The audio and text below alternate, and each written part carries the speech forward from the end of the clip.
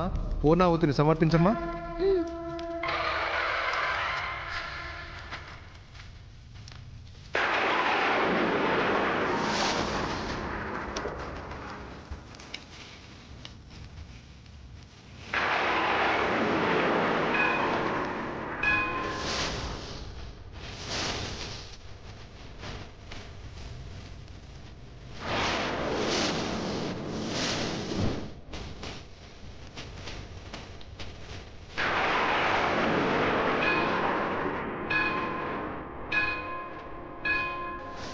నా మాటలు శ్రద్ధగా విను.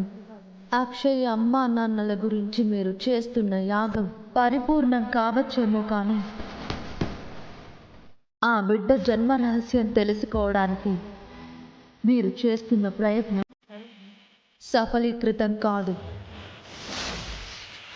ఆ బిడ్డ జన్మకారకురాలు, మహర్జాతకురాలు. తన పుట్టుక గురించి తెలవాల్సిన సమయంలో తెలుస్తుంది, తెలియాల్సిన విధమున తెలుస్తుంది.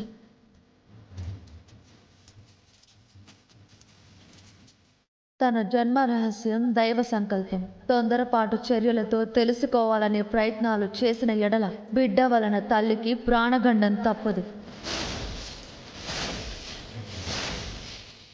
అటు పిమ్మట బిడ్డ తల్లికి శాశ్వతముగా దూరమగును.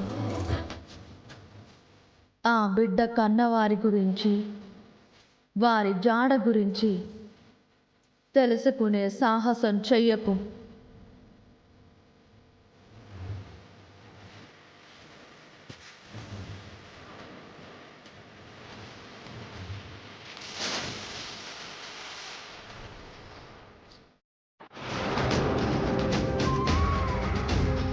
బంగారం, ఇప్పుడు నీ ప్లాన్ ఏంటి? కాసేపు ఇక్కడే ఉండి అవని వాళ్ళు వెళ్ళిపోయిన తర్వాత ఆ నర్సు పని పూర్తి చేస్తావా? అదిప్పుడు చచ్చిన పాముని మళ్ళీ మళ్ళీ చంపాల్సిన అవసరం లేదు. అయినా సరే ఓ కన్నేసుంచుదాం. పద.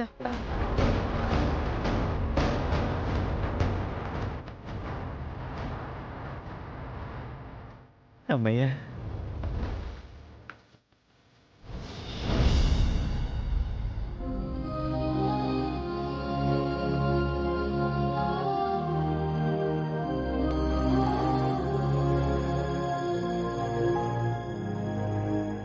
మీరా గారు, గతంలో 2-3 సార్లు మీరు నాతో ఏదో విషయం గురించి చెప్పాలని ప్రయత్నం చేశారు.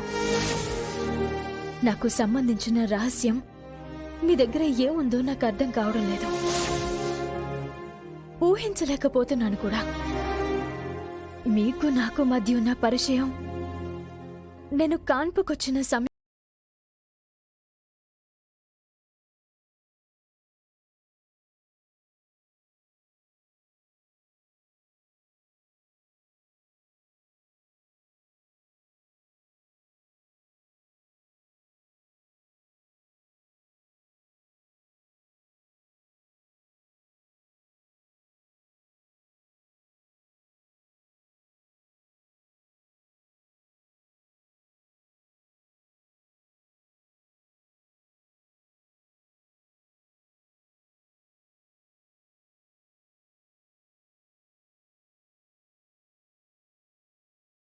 చేయొచ్చు కదమ్మా.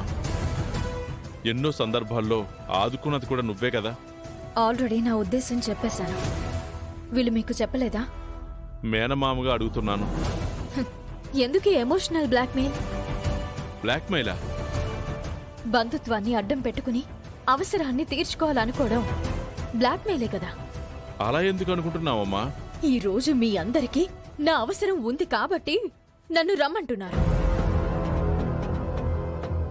నీ మేనత్తని అడుగుతున్నానమ్మా, నీ మేనమామని అడుగుతున్నానమ్మా అని అంటున్నారు. ఇంతకాలం ఏమైపోయాడు ఈ మేనమామ?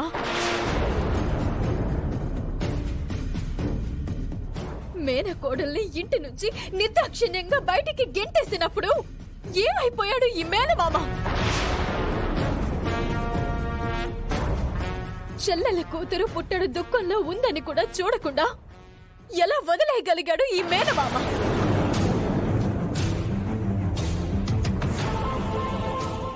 ఆ రోజు అందరితో కలిసి ఎన్నెన్ని మాటలు అన్నాడు ఈ మేనమామ.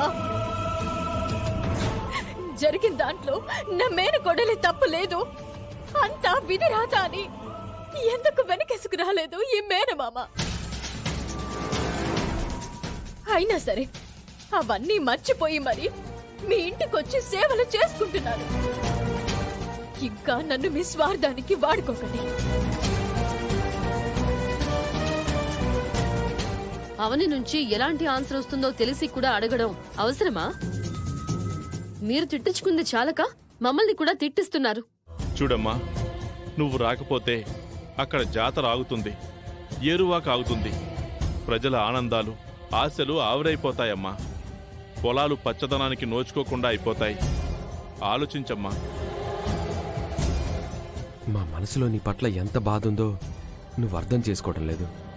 నా వలన ఎలాంటి తప్పు జరగలేదు అని మీరు ఆ రోజు నా తరపున నిలబడి ఉండుంటే ఈ రోజు మీ మాటని నేను గౌరవించుండేదాన్ని. పల్లెటూరు వాళ్ళకి ఏం సమాధానం చెప్పగలమమ్మా?